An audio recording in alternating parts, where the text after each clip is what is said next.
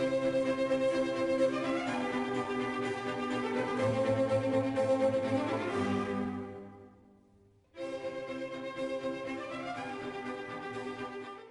John Paul Middlesworth, and I'm reading here from lovely Chapel Hill, North Carolina.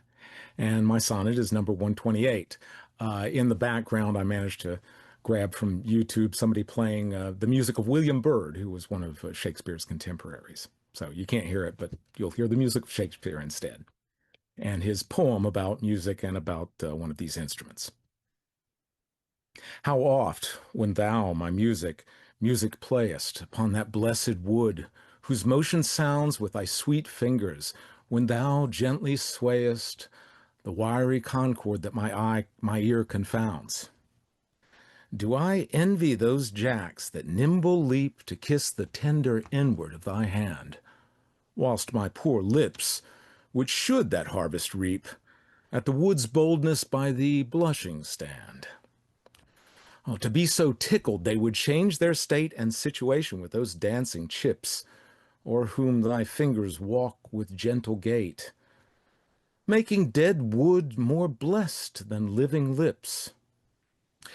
Since saucy jacks so happy are in this, give them thy fingers, me thy lips to kiss. I'm Dee Penven-Crew, and I'm reading today from my front porch in historic Oakwood in downtown Raleigh. I hope you can hear the birds chirping because it's absolutely beautiful. And I'm also reading one of the sonnets, 129 from the Dark Lady series. And this is one that it should be read in a male voice, but I, with lots of the things that are in the news these days, I felt one about male lust was important to me. So here we go. I'll stop swinging. The expense of spirit is a waste of shame, is lust in action. And till action, lust is perjured, murderous, bloody, full of blame, savage, extreme, rude, cruel, not to trust. Enjoyed, no sooner but despised straight, past reason hunted, and no sooner had, past reason hated, as a swallowed bait on purpose laid to make the taker mad. Mad in pursuit and in possession so, had having and in quest to have extreme, a bliss in proof and proved a very woe. Before, a joy proposed, behind, a dream. All this the world well knows, yet knows, but none knows well, to shun the heaven that leads men to this hell. Thank you. I'm Sharon Eisner from Durham, North Carolina, reading Sonnet 130. This sonnet is so important to me. You know I'm with poetry lovers here, and I've immersed myself in poetry for many years, and I see many, many poems about the most beautiful woman in the world. And it might feel like you're only beautiful if you are the most beautiful woman in the world, if your lips can be compared to coral and your eyes to the sun. And I feel that Shakespeare is saying in Sonnet 130, I reject that my love has to be anything hyperbolic. I reject that her beauty needs to be the most and the best and akin to nature. That is not the truth. She is my love. She is my beauty. I see her beauty even in her groundedness. And there are so many lines that you could laugh, that her breath doesn't smell like perfume, but you know what? Neither does mine. Neither does anybody's that I know. So I feel like for Shakespeare to say, my love is beautiful to me, and that is more than enough, is very, very heartening to all of us. I feel it. So 130, Sonnet 130. My mistress's eyes are nothing like the sun. Coral is far more red than her lips red. If snow be white, why then her breasts are done. If hairs be wires, black wires grow on her head. I have seen roses damasked, red and white, but no such roses see I in her cheeks. And in some perfumes is there more delight than in the breath that from my mistress reeks. I love to hear her speak, yet well I know that music hath a far more pleasing sound. I grant I never saw a goddess go. My mistress, when she walks, treads on the ground. And yet, by heaven, I think my love as rare as any she belied with false compare. Thank you. I'm Nancy Gavin, reading from my home in Black Mountain, North Carolina. I'm going to be reading Sonnet 131, and the synopsis of this sonnet is the poet disagrees with those who say that his mistress is not beautiful enough to make a lover miserable. He groans for her as for any beauty. Only her behavior, he says, is ugly. Sonnet 131. Thou art as tyrannous, so as thou art, as those whose beauties proudly make them cruel. For well thou knowest, to my dear doting heart, thou art the fairest and most precious jewel. Yet in good faith some say that thee behold, thy face hath not the power to make love groan. To say they err, I dare not be so bold, although I swear it to myself alone. And to be sure that is not false, I swear, 1,000 groans, but thinking on thy face, one on another's neck do witness bear, thy black is fairest in my judgment's place. And nothing art thou black, save in thy deeds, and thence this slander, as I think, proceeds. And now for you cat enthusiasts out there, I would like to mention Laps and Naps Home for Senior Cats. It's a senior cat rescue based in Black Mountain, North Carolina, but we have foster homes all over North Carolina. And we're always looking for adopters, fosters, and supporters for our senior cats. We also have a capital campaign going on to build our senior cat retirement home in Marion, North Carolina. So I encourage you to check out our website at lapsandnaps.org. Thank you. Okay, my name's Olly Crick, and it's not Olly Morgan, and I'm reading Sonnet 132, and I'm based in Dursley, which is in Gloucestershire in the United Kingdom. Thine eyes I love, and they, as pitying me, knowing thy heart torments me with disdain, have put on black, and loving mourners be, looking with pretty ruth upon my pain. And truly not the morning sun of heaven better becomes the grey cheeks of the east, nor that full star that ushers in the even doth half that glory to the sober west, as though two morning eyes become thy face. O let it then as well beseem thy heart to mourn for me, since morning doth thee grace, and suit thy pity like in every part. Then I will swear beauty herself is black, and all they foul that thy complexion lack.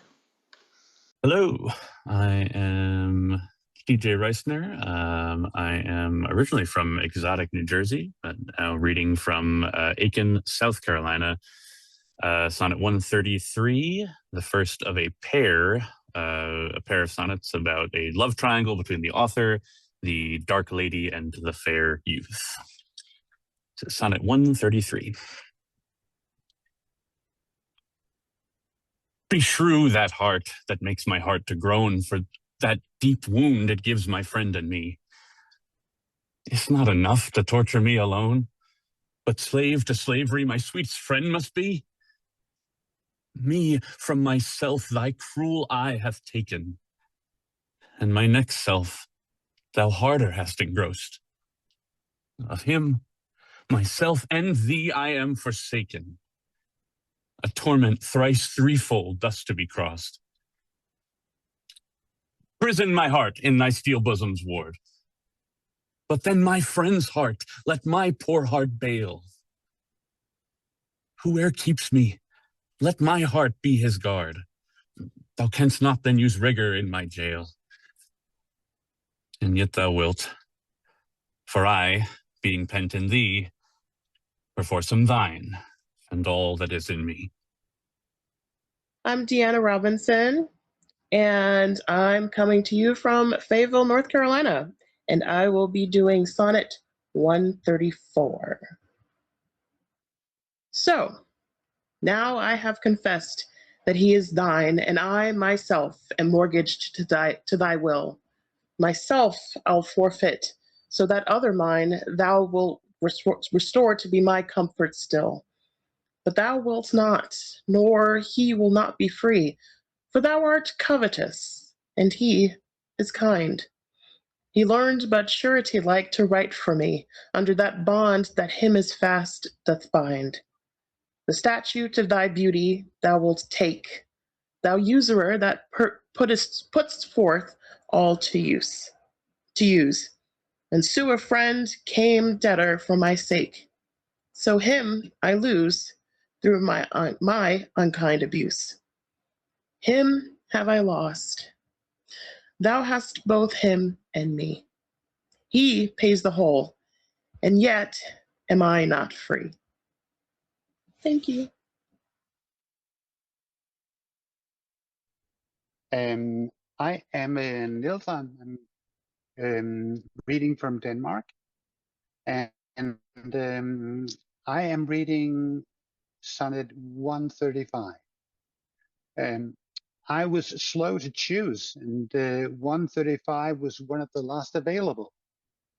And to my surprise, promise, it is the naughtiest, most lewd sonnet of them all. So here it is. Whoever hath her wish, thou hast thy will, and will to boot, and will in overplus. More than enough am I, that vex thee still, to thy sweet will, making addition thus. Wilt thou, whose will is large and spacious, not once vouchsafe to hide my will and thine? Shall will in others see bright gracious, and in my will no fair acceptance shine? The sea, all water, yet receives rain still, and in abundance addeth to his store. So thou, being rich in will, add to thy will one will of mine to make thy large will more. Let no unkind, no fair beseechers kill. Think all but one, and me in that one will.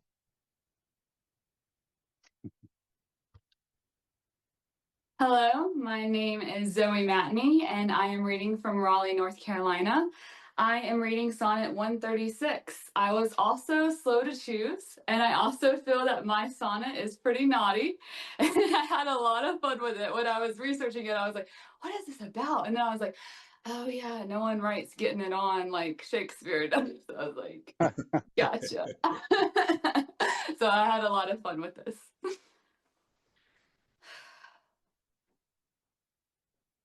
If thy soul check thee that I come so near, swear to thy blind soul that I was thy will, and will, thy soul knows, is admitted there.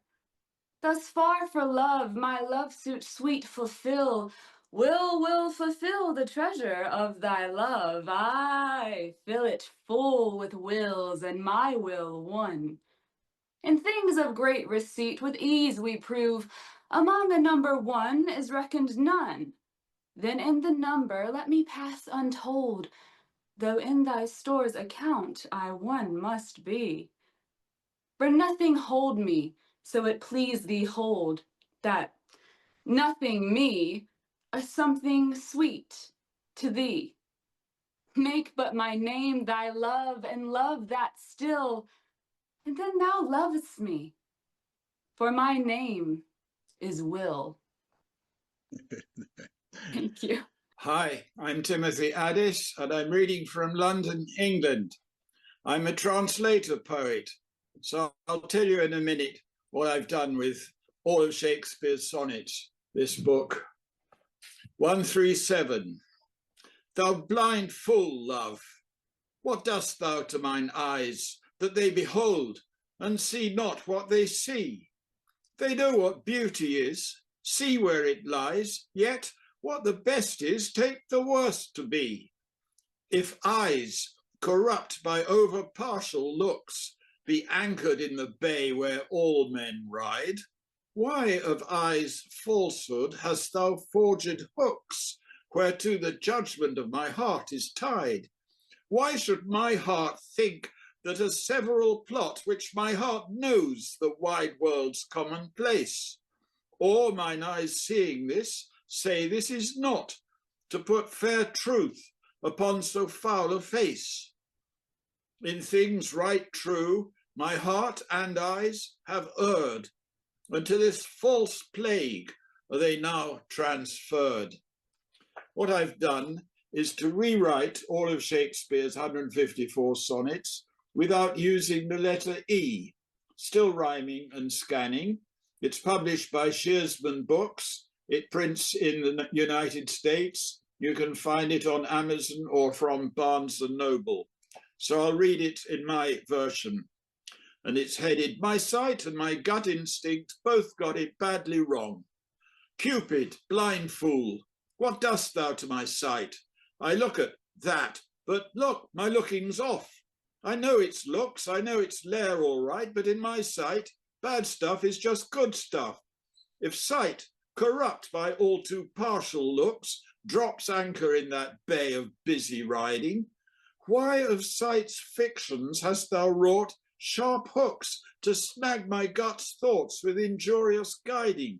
Why should my gut think it's a just yours plot, knowing its vulgar ground of common cant? Why should my sight cite this and say it's not, to put fair truth upon so foul a front? My gut and sight both got it wrong, and so in fallacy and plaguey blight must go. Thank you. Hey everybody, I'm Larry Evans. I'm from Raleigh, North Carolina. This is Sonnet 138, one of Shakespeare's most honest takes on love. It's about pretending you're younger than you are, which I'm happy to report is no longer a concern for me. Excuse me. When my love swears that she's made of truth, I do believe her, though I know she lies, that she might think me some untutored youth, unlearned in the world's false subtleties, thus vainly thinking that she thinks me young, although she knows my days are past the best. Simply I credit her false-speaking tongue on both sides, thus is simple truth suppressed. And wherefore says she's not, she is unjust, and wherefore say not, I that I am old. Oh, love's best habit is seeming trust, and age and love loves not to have yours told. Therefore I lie with her, and she with me, and in our faults by lies we flatter be. I'm Nicola of England. I put the map up just in case. I'm going to say Sonnet 139, which is about destructive love. Oh, call not me to justify the wrong that thy unkindness lays upon my heart. Wound me not with thine eye, but with thy tongue. Use power with power, and slay me not by art. Tell me thou lov'st elsewhere, but in my sight, dear heart, forbear to glance thine eye aside. What needst thou wound with cunning, when thy might is more than my oppressed defence can bide? Let me excuse thee. How my love well knows her pretty looks have been mine enemies, And therefore from my face she turns my foes, that they elsewhere might dart their injuries. Yet do not so, but since I am near slain, kill me outright with looks, and rid my pain. Thank you. My name is Jeanna Bridges. I am in Greensboro, North Carolina, on the campus of UNCG, supporting live opera. It's their spring opera. They're doing the Magic Flute. It is intermission, so yay! I'll get to go back and see the rest of it. I am doing Sonnet 140. Again, it is part of the Dark Lady series. And this one seems to be near the end or on the decline of the relationship between the bard and his mistress. There is deceit and slander and jealousy, and he's just out for her. I'm like, well, if you don't like her, don't date her anymore. She's just the mistress, she's number two. Be wise as thou art cruel. Do not press my tongue-tied patience with too much disdain, lest sorrow lend me words, and words express the manner of my pity-wanting pain. If I might teach thee wit, better it were, though not to love, yet love to me so. As testy sick men, when their deaths be near, no news but health from their physicians know. For if you should despair, I should grow mad, and in my madness might speak ill of thee. Now this ill-resting world is grown so bad, mad slanderers by mad ears believed me, that I may not be so, nor thou be lied. Bear thine eyes straight, though thy pride heart go wide.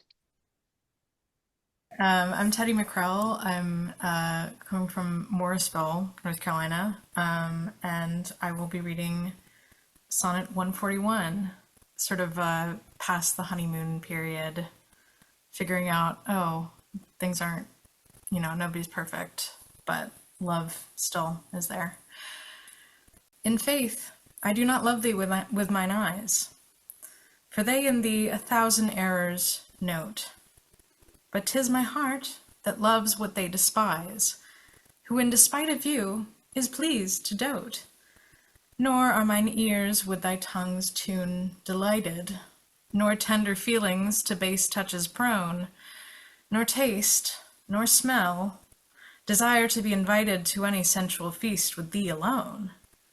But my 5 wits, nor my 5 senses can dissuade one foolish heart from serving thee, who leaves unswayed the likeness of a man, thy proud heart's slave and vassal wretch to be. Only my plague thus far I count my gain, that she that makes me sin awards me pain. I am Melanie Simmons. I am reading from London, England. I'm reading Sonnet 142. I do not have any clever information or backstory for you because I just got the sonnet about 10 minutes ago when I realized that my crazy schedule here in London would actually let me be on the live stream, even with the time difference. I'm very excited to be here. I was afraid I was going to miss this year, and I have done this every year since I found out about it, which was their second year. So almost a perfect record, and I didn't want to break my streak. So with no further ado, and hopefully a bit of patience for my jet lag, this is Shakespeare's Sonnet 142. Love is my sin, and thy dear virtue, hate. Hate of my sin, grounded on sinful loving. Oh, but with mine compare thou thine own state, and thou shalt find it merits not reproving. Or if it do, not from those lips of thine that have profaned their scarlet ornaments and sealed false bonds of love as oft as mine, robbed others' beds' revenues of their rents. Be it lawful, I love thee as thou lovest those whom thine eyes woo, as mine importune thee. Root pity in thy heart, that when it grows, the pity may deserved to pitied be. If thou dost seek to have what thou dost hide, by self-example mayst thou be denied. Thank you. Hello, I'm Maura. Hi, I'm ready to read. I'm reading from Cabra, North Carolina, and Sonnet 143, which has the most beautiful image in it. And it's for this image that I chose this particular sonnet. Lo, as a careful housewife run to catch one of her feathered creatures broke away, sets down her babe and makes all swift dispatch in pursuit of the thing she would have stay, whilst her neglected child holds her in chase, cried to catch her, whose busy care is bent to follow that which flies before her face, not prizing her poor infant's discontent. So runst thou after that which flies from thee, whilst I, thy babe, chase thee afar behind. But if thou catch thy hope, turn back to me, and play the mother's part. Kiss me, be kind, so I will pray that thou mayst have thy will, if thou turn back and mouth loud crying still. Hi, I'm Bonnie Webster, and I'm in Wake Forest, North Carolina, and I'm going to be reading Sonnet 144. Two loves I have of comfort and despair, which like two side spirits do suggest me still, the better angel is a man right fair. The worse spirit, a woman colored ill, to me will soon to hell. My female evil tempteth my better angel from my side, and would corrupt my saint to be a devil, wooing his purity with her foul pride. And whether that my angel be turned fiend, suspect I may, yet not directly tell. But being both from me both each friend, one I guess an angel in another's hell. Yet this I shall never know, but still doubt, till my bad angel fire my good one out. And I am Teddy Durgin, and I'm also here in Wake Forest, North Carolina, and I dedicate this to my wife, who years ago said not you, and thus saved my life. Oh. Those lips that love's own hand did make breathed forth the sound that said, I hate, to me that languished for her sake. But when she saw my woeful state, straight in her heart did mercy come, chiding that tongue that ever sweet was used in giving gentle doom, and taunted thus anew to greet, I hate. She altered with an end that followed it as gentle day doth follow night, who like a fiend from heaven to hell is flown away. I hate, from hate away she threw, and saved my life, saying, not you. Thank you, Bonnie and Teddy. My name is Faisal, and I am reading from Apex, North Carolina. And like Nils and Zoe, I also lost the chance to select my favorite sonnet. And when I asked Kurt that out of the ones that are remaining, which one should I read, and which one do you like the most? And he said, I like them all. And as much as I wanted to read them all, I would not be able to do that. And that's what I suggested Kurt as well. So we came up with Sonnet 146. And unlike Nils and Zoe, it is not naughty at all, because it talks about death. So once I'm done reading that, I will, in English, I will read it in my language, my native language, that is Urdu. So here we go with it. Poor soul, the center of my sinful earth, pressed with these rebel powers that thee array, why dost thou pine within and suffer death, painting thy outward walls so costly gay? Why so large cost, having so short a lease, is thou upon thy fading mention spend? Shall worms, inheritors of this excess, eat up thy charge? Is this thy body's end? Then, soul, live thou upon thy servant's loss, and let that pine to aggravate thy store, by terms divine in selling hours of dross, within be fed, without be rich no more. So shalt thou feed on death that feeds on men, and death once dead, there is no more. dying then. And now I'm going to try to read it in Urdu. I hope you guys like it. And the good part is even if I make mistakes, you won't know. ए बेचारी रूह जो मेरे गुनाहों से भरे वजूद का मरकज है, इन बागी कुव्वतों के दबाव में तुझे घेरे हुए हैं। तू क्यों अंदर ही अंदर घुलती है और महरूमी सहती है, जबकि अपने बैरूनी खौल को इतनी शानो शौकत से सजाती है। क्यों इतना ज्यादा खर्च करती है जबकि ये ठिकाना आर्जी है। तू अपनी इस फिना होती रिहाइश पर क्यों सब कुछ लुटाती है। क्यों, क्या कीड़े जो इस इसराफ के वारिस होंगे तेरी इस मेहनत को चाट जाएंगे। क्या यही तेरे जिस्म का अंजाम है। बस ए रूह अपने खादिम के नुकसान पर खुद को जिंदा रख और उसे कमजोर होने दे ताकि तेरा खजाना बढ़ता जाए। फजूल घड़ियों को बेचकर इलाही वक्त खरीद, अंदर से खुद को सैराब कर बाहर की दौलत की ख्वाहिश ना रख। यूं तू मौत को भी खा जाएगी जो इंसानों को खाती है, और जब मौत ही मर जाए तो फिर मरना बाकी ना रहेगा। Thank you. I'm Soph Knott. I'm reading from Greenville, North Carolina. I will be doing Sonnet 147. I first heard this performed by Gemma Redgrave, which you can also find on YouTube, and I fell in love with it from there.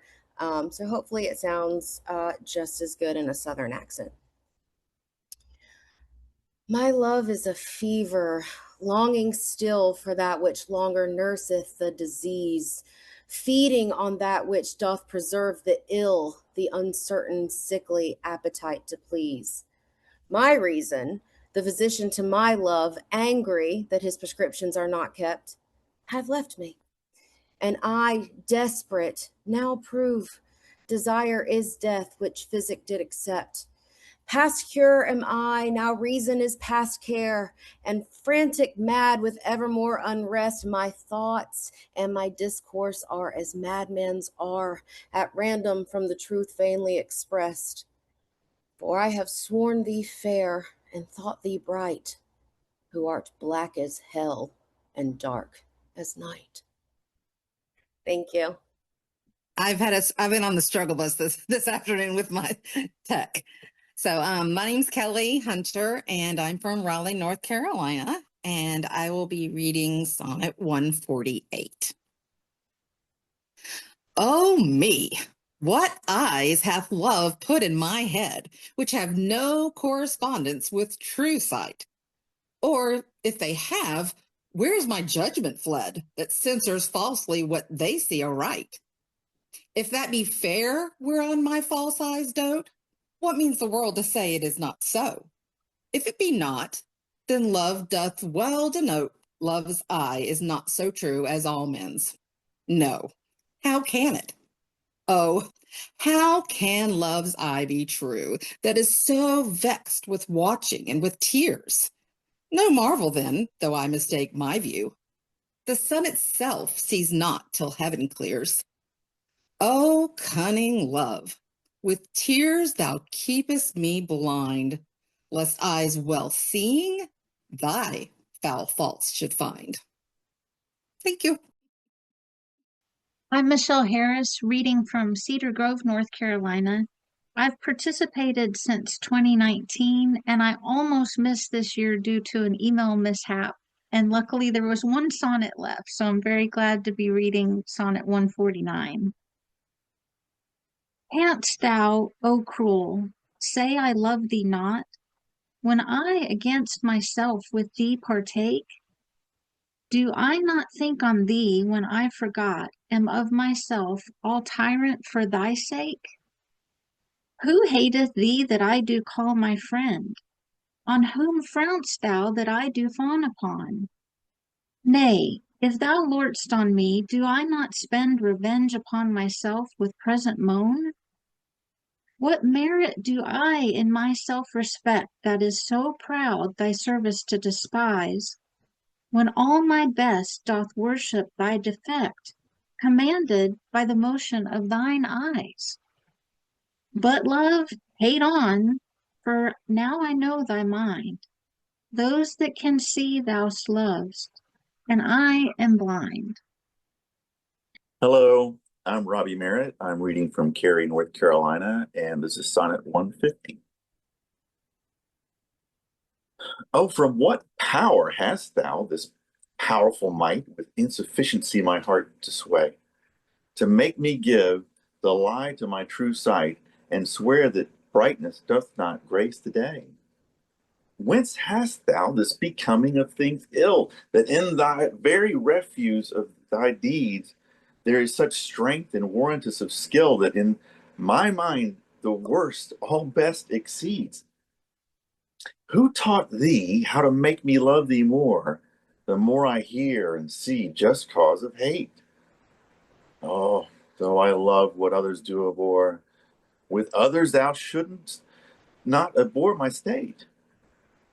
If thy unworthiness raised love in me, more worthy I to be beloved of thee.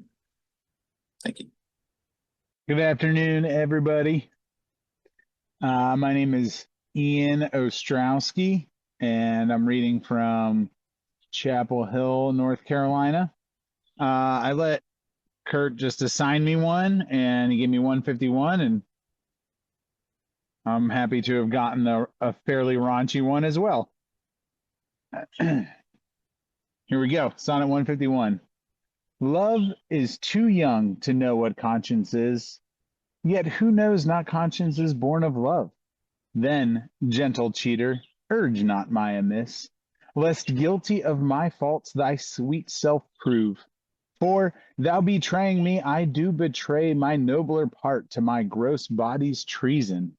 My soul doth tell my body that he may triumph in love. Flesh stays no farther reason, but rising at thy name doth point out thee as his triumphant prize.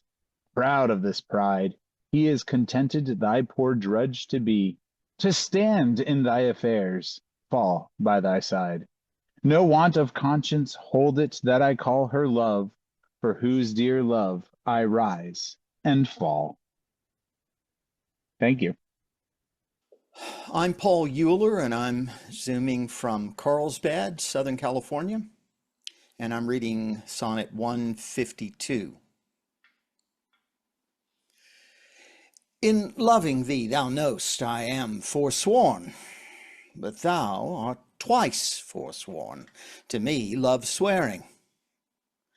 In act thy bed vow broke, a new faith torn in vowing new hate after new love bearing. But why of two oaths breach do I accuse thee, when I break 20? I am perjured most, for all thy vows are oaths but to misuse thee, and all my honest faith in thee is lost.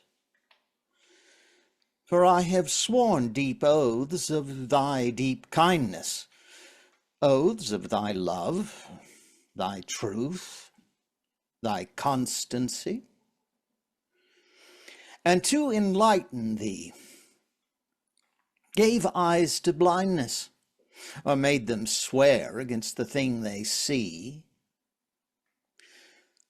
For I have sworn thee fair, more perjured I, to swear against the truth, so foul a lie.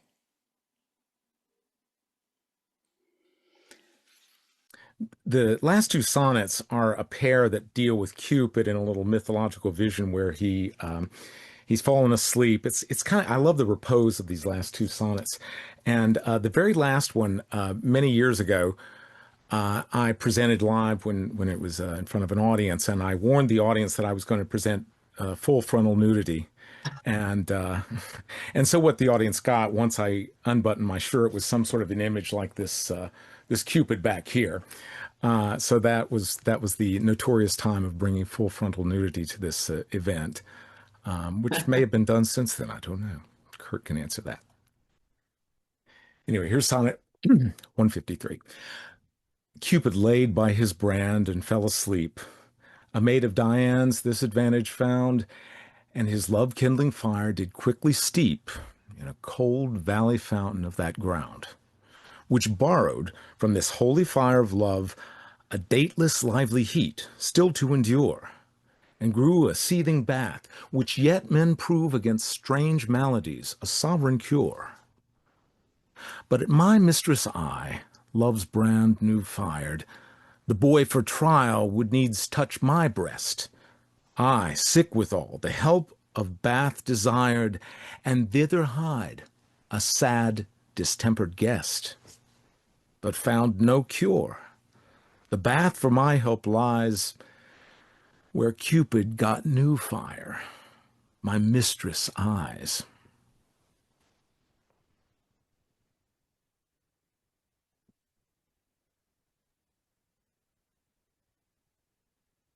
I'm Frank Merriman, and I'm reading from Mingo Junction, Ohio, Sonnet 154. The little love god, lying once asleep, laid by his side his heart in flaming brand, whilst many nymphs that vowed chaste life to keep came tripping by, but in her maiden hand the fairest votary took up that fire, which many legions of true hearts had warmed, and so the general of hot desire was sleeping by a virgin hand disarmed. This brand she quenched in a cool well, by which from love's fire took heat perpetual, growing a bath and healthful remedy for men diseased. But I, my mistress' thrall, came there for cure, and this by that I prove, love's fire heats water, water cools not love. Thank you.